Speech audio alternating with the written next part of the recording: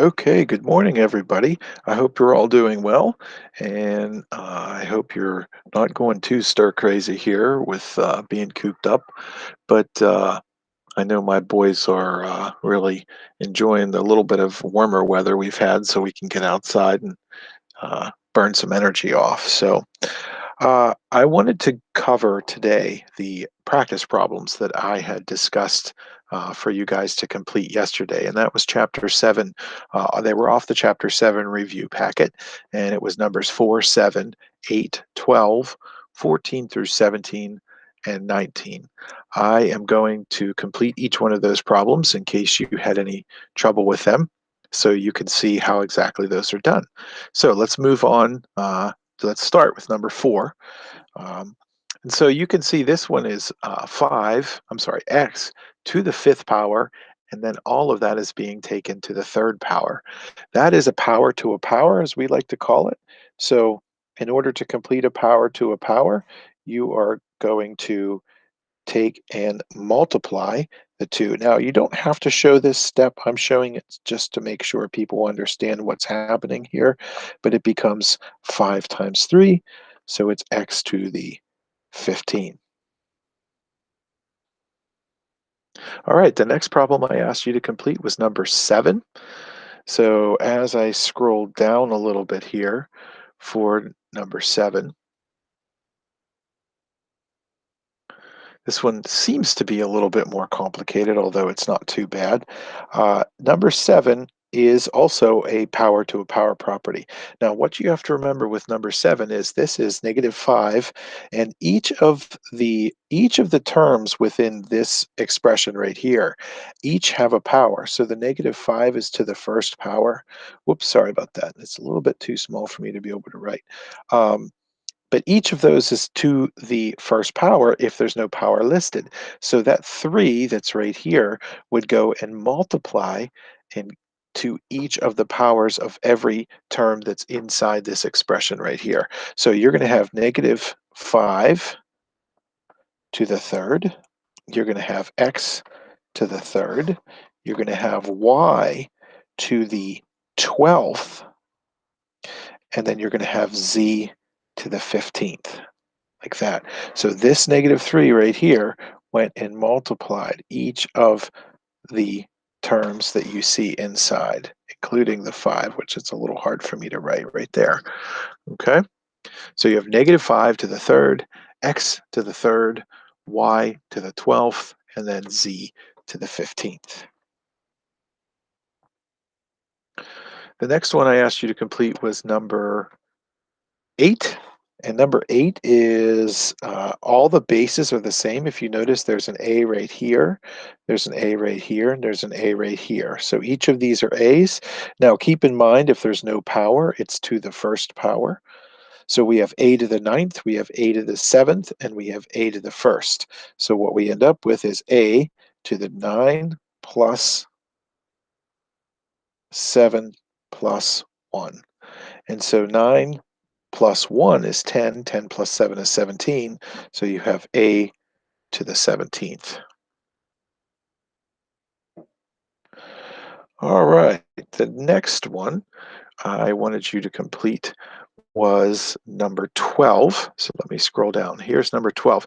Now you'll have to excuse this giant dot right here. This dot simply means to multiply. And so if you look at number 12, you can see that it's 2 to the fifth times 2 to the third. So that's going to be 2 to the 5 plus 3, which gives you 2 to the eighth power.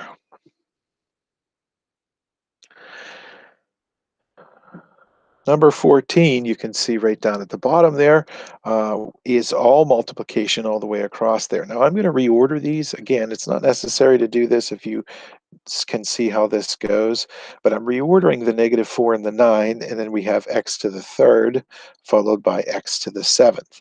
So the numbers, the -4 and the 9, they just multiply. So that's going to be -36.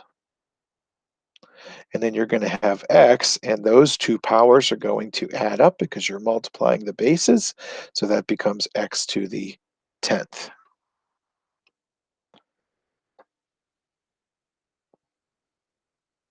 Number 15, you can see this is a power of a product. So all of these things inside the parentheses are multiplying each other. So this 3 right here on the outside needs to distribute as it did in the couple problems ago that I did. Now remember, if there's no power like on this -3 right there, you need to remember it's actually to the first power. So we end up with -3 to the third. We have x. Now those two are going to multiply. 2 times 3 is 6. And then we have y. 8 times 3 is 24. And then we have z. And then 5 times 3 is 15. And there you go. You have -3 to the third, x to the sixth, y to the 24th, and z to the 15th. All right. So that was number 15.